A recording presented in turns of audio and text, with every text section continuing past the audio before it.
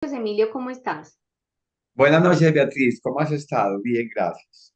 Estamos aquí reunidos para conversar un poco acerca del psicoanálisis de los cuentos de hadas de Bruno Bettelheim, específicamente del cuento Caperucita Roja.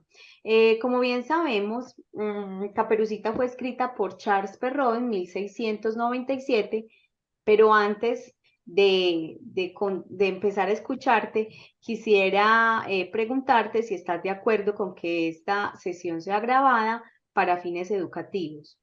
Sí, autorizada, Beatriz, bien puedas.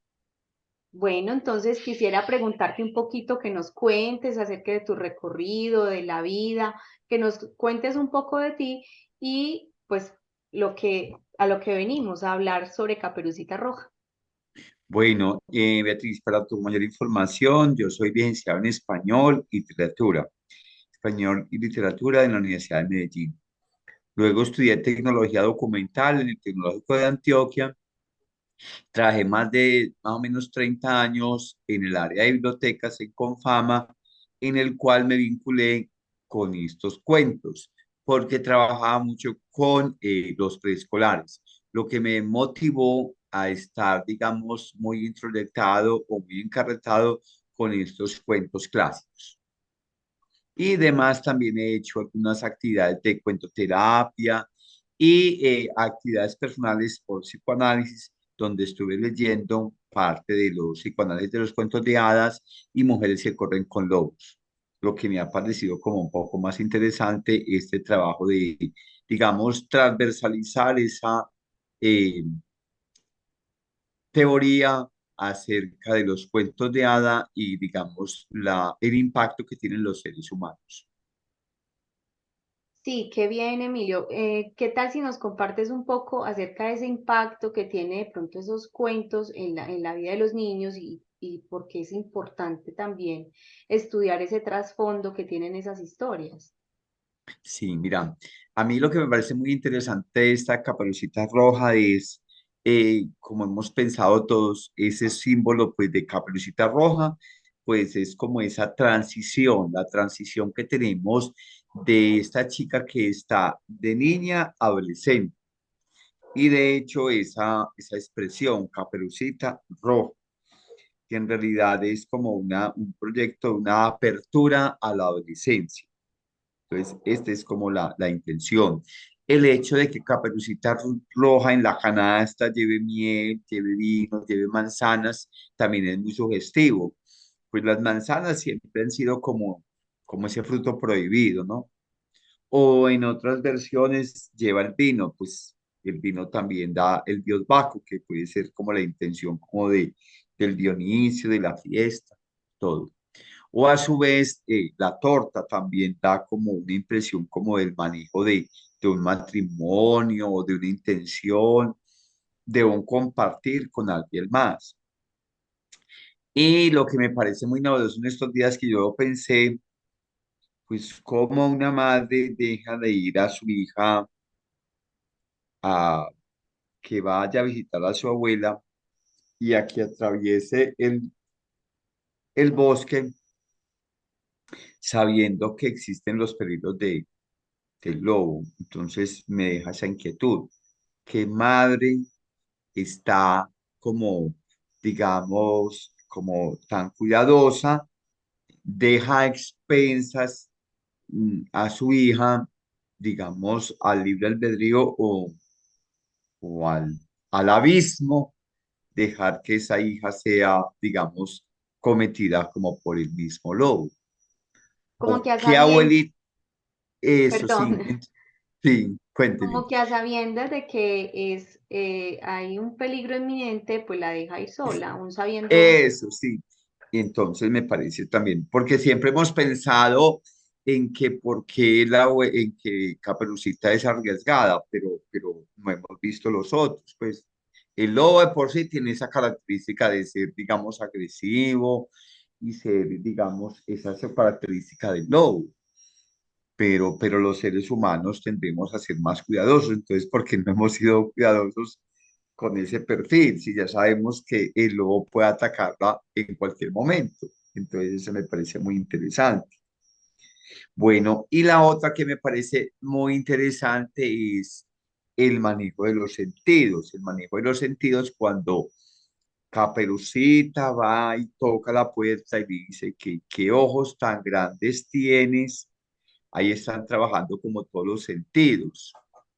Y cuántos ojos, y por qué tiene la piel, y por qué los dientes tan grandes. Pues como todo ese manejo, digamos, en cierta forma un poco sensual frente a la abuelita. Entonces, ahí ve uno como unos trasfondos como diferentes, otros matices, diríamos yo, mientras, digamos, de un cuento supuestamente infantil, que supuestamente, pues diríamos entre comillas que es un cuento infantil, pero pues un cuento, digamos, de un alto color. Claro, es que inicialmente conocemos que Charles Perrault no escribía para niños. Ya son los No, Grimm los que empiezan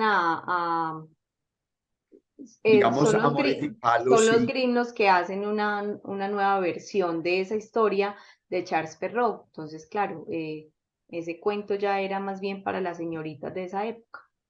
Sí, entonces yo pienso con respecto a este texto de Caperucita Roja que ha sido pues un ícono o que ha sido pues un clásico para todos los tiempos, en donde Caperucita representa, digamos, esa transformación de niña a mujer.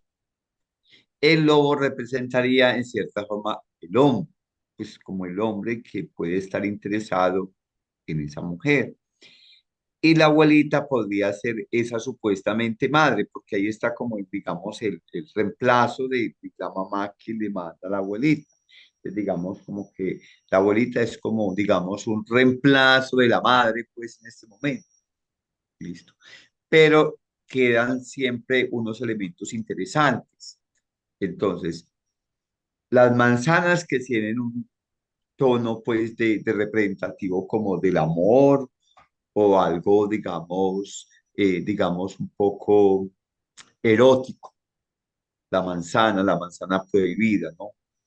O en su defecto el vino, que también produce también una seducción, una invitación.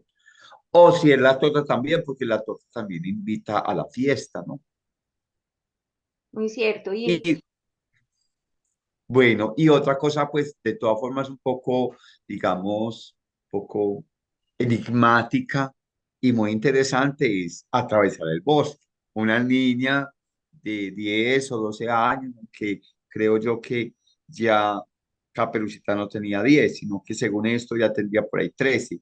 Atravesar el bosque, que significa atravesar, digamos, una ciudad llena de miedos o llena de peligros, donde está, pueden ser todos los carros o en sí todos los lobos. Sí, Entonces muy yo pienso que es, interesante. Y entonces has trabajado la intertextualidad, ya que mencionas tanto a los lobos, ¿cómo has trabajado esos otros lobos que existen en la literatura en relación a Caperucita? ve por ahí un lobo muy interesante que es de Ángela María Machado y es un lobo que llena una hoja de vida, llena una hoja de vida y prácticamente digamos que las empresas de trabajo, las empresas laborales lo rechazan porque ha tenido muy mala vida, ha tenido muy mal currículum con varios cuentos. O sea, hay los tres cerditos, Ah, sí, en las otras partes, con con los otros cuentos. Entonces, llenan la hoja de vida, entonces dicen, no, no, señor, no lo podemos recibir acá porque es que usted tiene como un prontuario un poco no de buena vida, no de muy buenos talentos, entonces sí. Entonces termina el cuento, muestran pues donde ha actuado diferentes el lobo y después hacen un caso muy interesante, es una comparación de donde hay lobos en todo el mundo y digamos que el lobo prácticamente es como el padre del perro, pues digamos, en cierta forma es como un antecedente del perro y muestran diferentes insectores cómo se llama el lobo, porque hay unos que se llaman chacales, otros lobos. De acuerdo como a los territorios, el lobo va a cambiar como de nombre, pero es una cosa muy interesante. De todas formas, hay que aportarle algo importante al lobo, que el lobo tiene una palabra muy propia. Propia del lobo es la palabra astucia. O sea, el lobo tiene esa característica, el lobo es un animal astuto. Entonces, en cierta forma, ahí hay una característica interesante para los cuentos de hada, el lobo. Por eso el lobo, digamos, transversaliza muchos cuentos, porque representa la astucia. Bueno, Como como por, siempre, Emilio, es muy interesante escucharte. Muchas gracias por permitirme este espacio. Y bueno, no, quedo muy agradecida. bueno, Beatriz, siempre para servirte, entonces estamos en contacto y sigamos con los cuentos de hadas que nos sigan sorprendiendo cada día más. Muchas gracias. Bueno, buenas noches.